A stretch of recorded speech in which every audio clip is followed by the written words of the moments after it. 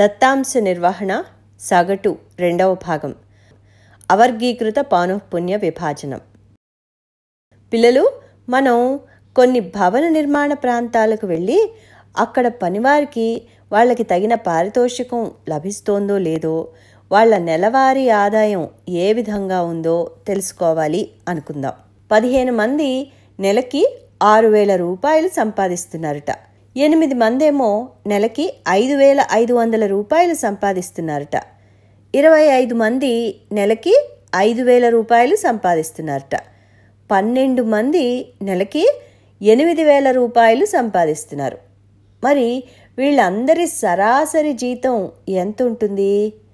మనం ఇంతకు ముందు చూసిన పాఠ్యాంశంలో n అంశాల సగటుని కనుక్కోవడానికి n అంశాల మొత్తాన్ని n అంశాల సంఖ్యతో భాగించాం. కాబట్టి వారందరి జీతాల మొత్తము 6,000 ప్లస్ 5,500 ప్లస్ 5,000 ప్లస్ 8,000ని 4తో భాగించాలి. అంటే 24,500 బై 4. అప్పుడు ఎంత వస్తుంది? 6,125 రూపాయలు. ఇది సరాసరి జీతం అవుతుంది. మరి ఈ సరాసరి సరి అయిందా? ఒక్కసారి ఆలోచించండి. ఇది పూర్తిగా తప్పు. ఎందుకు? వివరంగా చూడండి. మరి ఇది ఒక అవర్గీకృత పౌనఃపున్య విభాజనము. అంటే ఇది వర్గీకృత దత్తాంశం కాదు. ఇక్కడ ఇచ్చిన దత్తాంశంలో ఒకే రకమైన అంశాలు మళ్ళా మనకి కనిపిస్తున్నాయి. ఉదాహరణకి 15 మంది 6,000 రూపాయలు సంపాదిస్తున్నారు అని చెప్పారు. అంటే ఇక్కడ 15 మంది యొక్క దత్తాంశం ఉంది. అంటే 15 అంశాలు. దీని అర్థం 6,000 రూపాయలు అనేది దత్తాంశంలో 15 సార్లు ఉన్నట్టు. కాబట్టి ఈ వ్యక్తుల మొత్తం సంపాదన 6,000 ఇంటూ 15 అవుతుంది.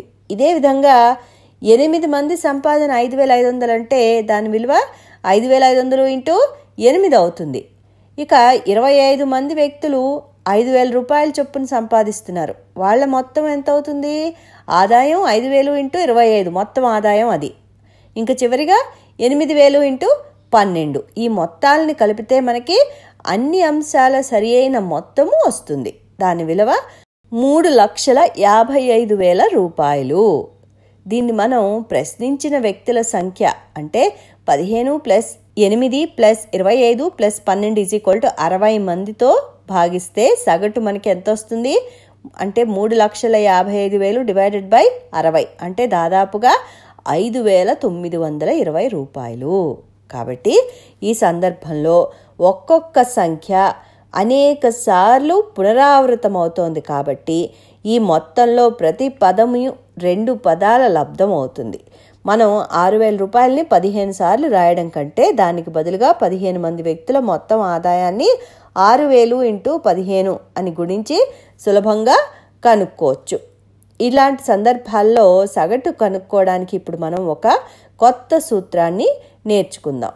దీన్ని మనం క్లుప్తంగా సిగ్మా FI/XIగా రాయొచ్చు. ఇక్కడ I విలువ 1 నుంచి 4 వరకు ఉంటుంది. ఇక్కడ XI అనేది అంశం యొక్క విలువ అంటే నెలవారీ జీతము, మరియు FI అనేది దత్తాంశం యొక్క పౌనఃపున్యము అంటే ఒక్కొక్క అంశము పునరావృతమయ్యే సంఖ్యను తెలుపుతుంది. ఇక్కడ నెలవారీ జీతాన్ని పొందే వ్యక్తులందరి సంఖ్య, ఉదాహరణకి 15 మంది వ్యక్తులు ఒక్కొక్కరు 6,000 రూపాయలు సంపాదిస్తున్నారు. అంటే X1 6,000, F1 15.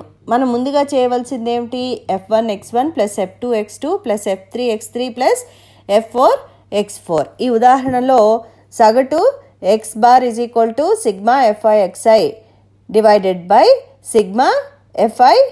ఇక్కడ I విలువ 1 నుంచి 4 వరకు ఉంటుంది. కాబట్టి ఈ ఉదాహరణలో సగటు F1x1 plus F2x2 plus F3x3 plus F4x4 by F1 plus F2 plus F3 plus F4 అవుతుంది. సాధారణంగా ఇటువంటి అవర్గీకృత పౌనఃపున్య విభాజనలు ఇచ్చిన సందర్భాల్లో n అంశాలు గల దత్తాంశం యొక్క సగటును ఈ విధంగా రాస్తాం.